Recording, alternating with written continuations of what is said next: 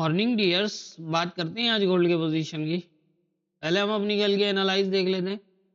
कल हमने जब गोल्ड को एनालाइज किया तो 26-22 के आसपास था और मैंने ये कहा था कि ये एरिया एक इम्पोर्टेंट है।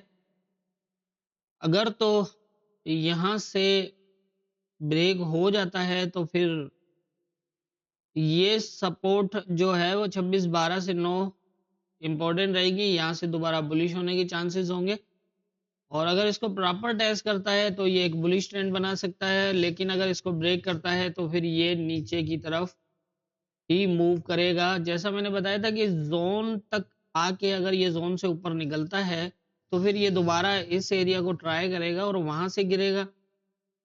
लेकिन यहाँ पर अगर हम देखें कि अगर M15 में तो सीधा सीधा इस एरिया को ब्रेक किया। यहाँ पर कोई ऐसा सेटअप नज़र नहीं आ रहा था। पहले ही स्टार्ट में ही इसने पूरा ज़ोन यहाँ ब्रेक कर दिया था, उसके बाद ऊपर निकल ही नहीं पाया और कोई क्लोज़ नहीं किया M15 में, नीचे ही आ गया और नीचे भी पूरा ज़ोन ब्रेक हो गया। अब पूरा ज़ोन ब्रेक होने का मतलब ये है कि ये ऊपर से दोबारा रिजेक्ट होगा। ये एरिया जैसा मैंने बताया था कि इससे नीचे ये डायरेक्ट नहीं जाएगा। यहाँ से फिर जो है वो करेक्शन होगी, ज़्यादा चांसेस होंगे। अब करेक्शन के 2 चीज़ें थी कि अगर ये इसको पूरा ज़ोन ब्रेक करके नहीं जाता, तो पॉसिबल है कि ये यहाँ तक जाके गिरता, लेकिन ये पूरा ज़ोन ब्रेक था इसलिए ये 26-22 के एरिया तक ही जा पाया और यहाँ से दोबारा नीचे आ गया। नीचे मैंने 2600 वाला एरिया बताया था, 2600 से 2594 ये काफ़ी इम्पोर्टेंट है। इस एरिया के ऊपर जो है वो दोबारा सपोर्ट बन सकती है और आप देख सकते हैं कि ये तकरीबन नीचे आया ज़रूर है, लेकिन यहाँ से दोबारा बुलिश हुआ। लेकिन ये है कि ये लेवल भी ब्रेक हो चुका है। इसका मतलब यही है कि मार्केट अभी भी नीचे की तरफ मूव करने का सोच रही है और देखते हैं अब कि आज के कौन-कौन से इम्पोर्टेंट एरियाज़ होंगे।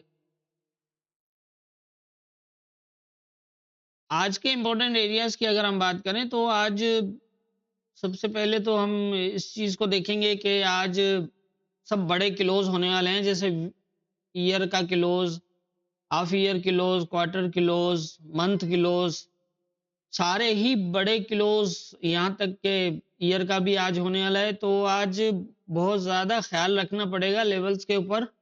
कोई अनएक्सपेक्टेड कोई बड़ी मूव लग सकती है, क्योंकि इस टाइम कंडीशन ये है कि मार्केट ना तो कोई प्रॉपर सपोर्ट पे है, ना ही मार्केट कहाँ से प्रॉपर रिजेक्ट हुई हुई है। जैसा आप देख रहे हैं, ये एरिया पीछे जो है वो ब्रेक था, इस वजह से इसको बार-बार टेस्ट करने की कोशिश की, 2 बार गया लेकिन 39 को नहीं टेस्ट कर पाया।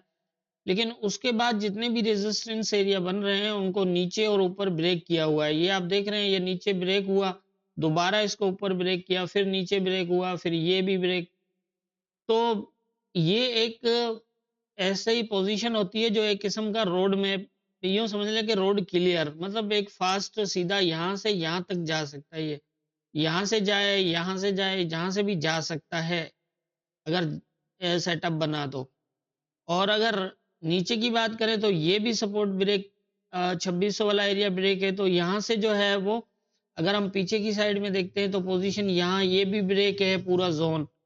तो यहाँ से जो है वो अगर ये नीचे की तरफ मूव करे तो 2573 तक भी आ सकता है। तो इसलिए जिस भी लेवल पे मार्केट आए वहां पर जो है वो सही से सेटअप देख के ही फिर जो है वो अपनी कंफर्म जो है वो ट्रेड करेगी। अब यहाँ पर पोजीशन देखें तो ये एक काफी वीक शो कर रहा है। यहाँ पर 2600 वाले एरिया के ऊपर जो M15 की पोजीशन है वो वीकनेस शो कर रही है। इट मीन मार्केट जो है वो रिजेक्ट होने के चांसेस हैं यहाँ से। अब दो चीजें हो सकती हैं, अगर ऊपर का देखें तो ये यहाँ पर जो पोजीशन है उसके हिसाब से नीचे भी जो है वो 2 सेल क्लोज और उसके बाद जो है वो 2 बुलिश, उसके बाद ये सेल हुआ है। लेकिन टॉप पे अगर हम देखते हैं तो एक सेल, एक एक बुलिश, इस तरह से जो है ऊपर का सेटअप है। तो मतलब ये यहाँ पर ज़्यादा पहले वीक नहीं था इसलिए ये यहाँ तक दोबारा आया।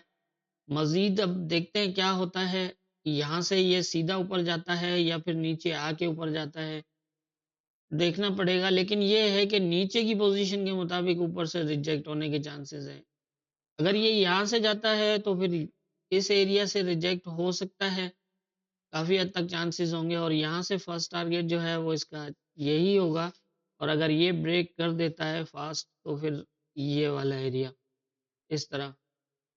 और अगर ये यहाँ से नीचे आता है, यहाँ 2600 पे आता है, तो फिर दोबारा ये ट्राई करेगा और इस तरह की पोज़ीशन बनेगी।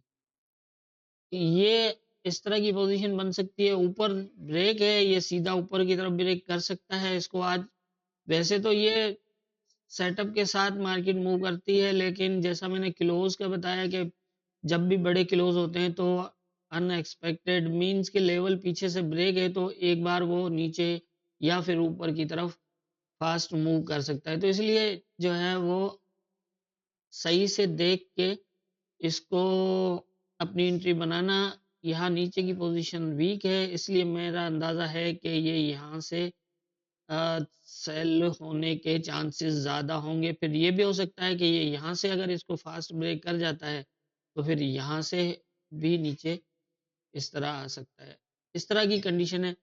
लेकिन ये है कि अगर ये इस तरह से आता है और यहाँ से ये 2600 का अगर ब्रेक ना करे, इसको ब्रेक करके और आता है और 2600 को ब्रेक ना करे, तो ये फिर जो है वो इस तरह की पोज़ीशन भी बन सकती है। तो अब इम्पोर्टेंट है मार्केट यहाँ या तो यहाँ पर आए या फिर इस एरिया पे आए, इस एरिया पे अभी जैसा सेंटर में इस रेजिस्टेंस और ये वाला जो सपोर्ट है ये तो ब्रेक है।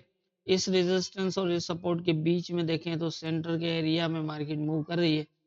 तो अब ये डिसाइड तब होगा जब या तो ये नीचे आके सेटअप बनाए या ये ऊपर से रिजेक्ट हो, और फिर क्या करता है नीचे आके। ये एरिया जैसा मैंने पहले भी बताया कि वीक है, तो ऊपर बाइंग मत करना फिलहाल। नीचे से बाइंग मिल सकती है लेकिन ऊपर से नहीं।